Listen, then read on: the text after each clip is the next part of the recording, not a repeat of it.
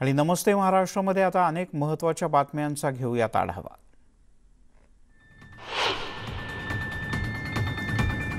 आता 100% उपस्थितीसह शाळा सुरू करायला सरकारने परवानगी दिली आहे। शालेय शिक्षण विभागाने नवे आदेश दिले आहेत। यंदा एप्रिल महिन्याच्या अखेरपर्यंत शाळा सुरू राहणार आहेत। इयत्ता 1ली ते 9वी आणि 11वीचे वर्ग ज्या ज्या शाळांमध्ये भरतात त्या शाळा पूर्ण वेळ पूर्ण क्षमतेने सुरू होतील। एप्रिलच्या 3ऱ्या आठवड्यात परीक्षा होईल तर मे महिन्यामध्ये निकाल जाहीर करण्यात येतील। विरोधी पक्षनेते प्रवीण दरेकर यांच्या अटकपूर्व जामीन अर्जावर आज मुंबई सत्र न्यायालयात निर्णय होणार आहे। दरेकर यांच्या विरोधात मुंबई बँक ठेवीदार आणि सहकार विभागाचे मजूर असल्याचं भासवून फसवणूक केल्याप्रकरणी गुन्हा दाखल करण्यात आला आहे। कोर्ट प्रवीण दरेकर यांना दिलासा देणार का हे पाहणं महत्त्वाचं आहे। कोल्हापूरच्या रुग्णालयामध्ये मला मारून टाकण्याची योजना होती असा गंभीर आरोप नितेश राणे यांनी विधानसभेत केला आहे। टेस्ट करू नका असं पोलिसांनी सांगितल्याचा आरोपही राणेंनी केला आहे। मला शुगर कमी असताना सुद्धा अटक करण्यात आली असंही त्यांनी नमूद केलं। दिशा सालियनची हत्या झाल्याचा गंभीर आरोप पुन्हा एकदा नितेश राणे यांनी विधानसभेत केला। दिशाच्या हत्येचे आमच्याकडे पुरावे असल्याचंही त्यांनी म्हटलंय। वेळ पडल्यास पेनड्राईव्हमधून पुरावे सादर करू असंही त्यांनी नमूद केलं।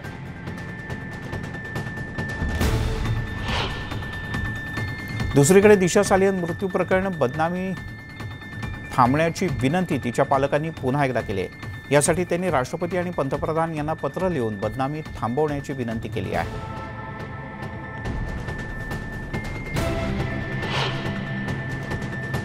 राज्यात पुन्हा एखादी पूजा चव्हाण किंवा दिशा सालियन, करुणा शर्मा होण्याची भीती भाजपचे आमदार अमित साटम यांनी विधिमंडळात व्यक्त केली। स्वप्ना पाटकर यांच्यावर पाळत ठेवली जाते, त्यांचा पाठलाग केला जातोय, तसंच त्यांना धमक्या दिल्या जात असल्याचा आरोपही साटम यांनी केला। या प्रकरणाची चौकशी करण्याची मागणी त्यांनी सभागृहात केली। सिंधुदुर्गातील संतोष परब यांच्यावरील हल्ल्यातील आणखी 2 आरोपींना कणकवली पोलिसांनी अटक केली आहे। माऊली देवनुरे आणि धीरज जाधव अशी या 2 आरोपींची नावं आहेत। दोघेही पुण्याचे रहिवासी आहेत। संतोष परब हल्ला प्रकरणी भाजपचे आमदार नितेश राणे यांच्यासह एकूण 11 आरोपींवर गुन्हा दाखल करण्यात आला होता।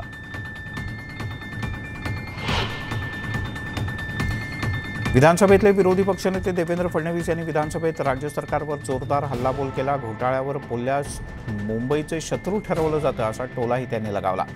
मुंबईला देण्याच्या ऐवजी लुटण्याचं काम सुरू असल्याचा आरोप त्यांनी सत्ताधाऱ्यांवर केला।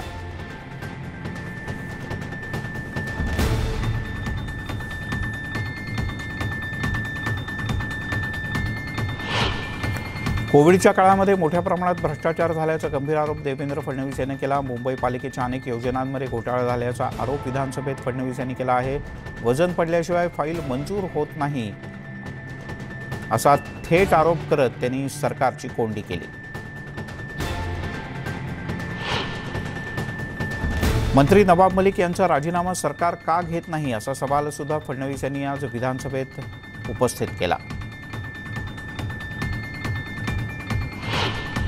मुंबई मनपाला प्राणी संग्रहालय, चौकांची सजावट यात रस आहे। रोज नवीन रेलिंग आणि नवीन बस स्टॉप बघायला मिळत आहेत अशी खोचक टीका देवेंद्र फडणवीस यांनी आपल्या भाषणाच्या दरम्यान केली। एक प्रकारे त्यांनी पर्यावरण मंत्री आणि मुंबई उपनगरचे पालकमंत्री आदित्य ठाकरे यांच्यावरही टीका केली। विरोधी पक्षनेते देवेंद्र फडणवीस यांनी टाकलेल्या पेनड्राईव्ह व्हिडिओ बॉम्ब प्रकरणाची आता सीआयडी चौकशी होणार आहे। याचा तपास सीआयडीकडे देण्यात आला असून या सगळ्या प्रकरणाचा अहवाल लवकरात लवकर सादर करावा असे आदेश गृह खात्यानं सीआयडीला दिले आहेत।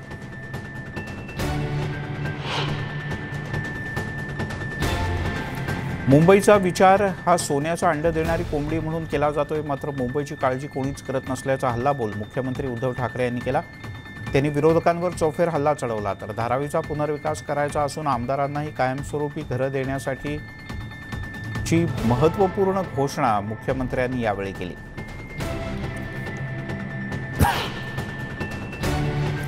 मुंबई पालिकेमध्ये भ्रष्टाचार सुरू असून यावरून विरोधी पक्षनेते देवेंद्र फडणवीस यांनी शिवसेनेला लक्ष केलं। यावर मंत्री आदित्य ठाकरे यांनी फडणवीसांना प्रत्युत्तर दिले। रोज सकाळी उठून टीका करण्याची भाजपची सवय असल्याचं ते म्हणाले।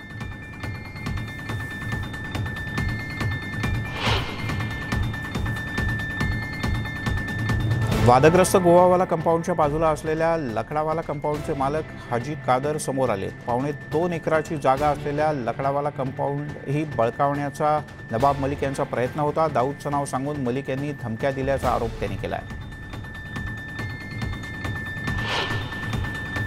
एनआयच्या मुंबई आणि नांदेड इथे धाडी पडलेत. एनआयच्या मुंबई आणि नांदेड येथल्या काही ठिकाणी एनआयनं नियोजनपूर्वक पद्धतीनं धाडी घातल्या. यापूर्वीही काही ठिकाणी धाडी घालण्यात आल्या होत्या. महाराष्ट्रासह गुजरातमध्ये सुद्धा एनआयनं काही ठिकाणी धाड टाकली.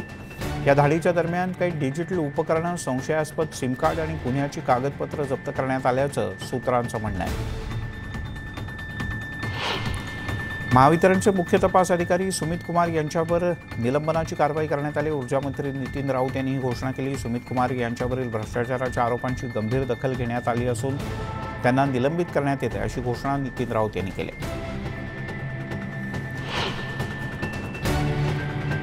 मुंबईचे माजी पोलीस आयुक्त परमबीर सिंग प्रकरणात सुप्रीम कोर्टाने राज्य सरकारला मोठा झटका दिलाय. परमबीर सिंग यांच्या सर्व प्रकरणाचा तपास सीबीआयकडे देण्याचे आदेश सुप्रीम कोर्टाने दिले. परमबीर सिंग यांनी सुप्रीम कोर्टात केलेल्या याचिकेप्रमाणे त्यांना कारवाईपासून संरक्षण सुद्धा देण्यात आलं होतं.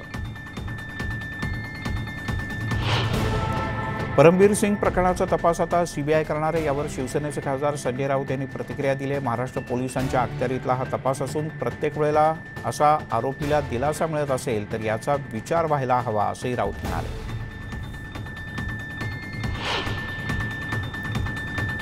आरोग्य भरती रद्द करण्याबद्दल नाना पटोले यांनी विधानसभेत प्रश्न उपस्थित केला. त्याला राज्य सरकारनं उत्तर दिले. आरोग्य भरती रद्द करण्याचं विचाराधीन असल्याचं सरकारतर्फे स्पष्ट करण्यात आलं.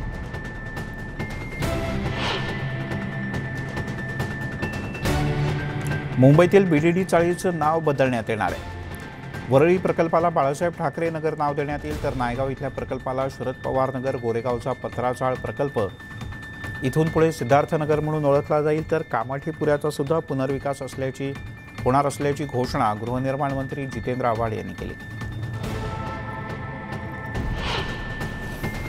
मुंबई महानगरपालिकेच्या अखत्यारीतील जमिनींच्या सातबाऱ्यावर मुंबई महापालिकेचेच नाव यावं यासाठी विशेष मोहीम राबवण्यात येणार असल्याची ग्वाही राज्याचे नगरविकास मंत्री एकनाथ शिंदे यांनी दिली. तर जोगेश्वरीतील नवलकर मंडईच्या पुनर्विकासाला गती देणार असल्याची घोषणा सुद्धा शिंदे यांनी विधानसभेत केली. मुंबईतले बिल्डर प्रोजेक्ट पास करून घेण्यासाठी बिटकॉईनची ऑफर देत असल्याचा आरोप भाजपचे आमदार मिहिर कोटेचा यांनी केला. त्याची किंमत जवळपास 80 ते 100 कोटी रुपये असल्याचाही दावा कोटेचा यांनी केला आहे.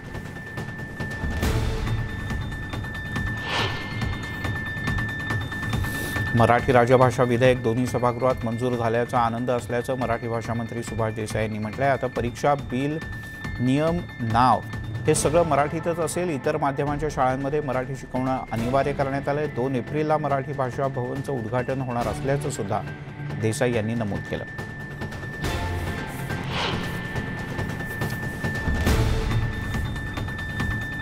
वनविभागातील भ्रष्टाचार न्यूज 18 लोकमतनं उघडकीस आणला होता. त्याची दखल विधानसभेत घेण्यात आली. पारनेरचे आमदार निलेश लंके यांनी नगरमधल्या वनविभागातील भ्रष्टाचारावर विधानसभेत लक्षवेधी मांडली. यानंतर वनमंत्र्यांनी त्याची दखल घेऊन पुढच्या 8 दिवसात चौकशी करून कारवाई करण्याचं आश्वासन दिलं. मिठी नदी शेजारचं परिसर आणि विमानतळ प्राधिकरणाच्या जागेवरील बाधित झोपडपट्टीधारकांना मुख्यमंत्री उद्धव ठाकरे यांच्या हस्ते सदनिकांची चावी तसंच ताबापत्राचं वाटप करण्यात आलं. यावेळेला उपस्थित सदनिकाधारकांनी समाधान व्यक्त केलं.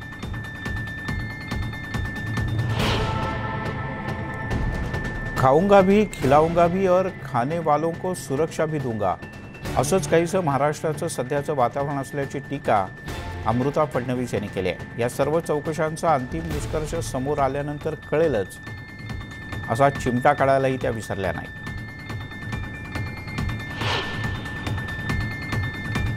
सांगलीमध्ये राजमाता पुण्यश्लोक अहिल्याबाई होळकर यांच्या स्मारकाच्या वादावरून भाजप आणि राष्ट्रवादी यांच्यामध्ये जुंपले. याच पार्श्वभूमीवर जिल्हाधिकाऱ्यांनी स्मारकाच्या भोवती संचारबंदी लागू केली. काल मध्यरात्रीपासून 2 तारखेपर्यंत ही संचारबंदी लागू करण्यात आली आहे.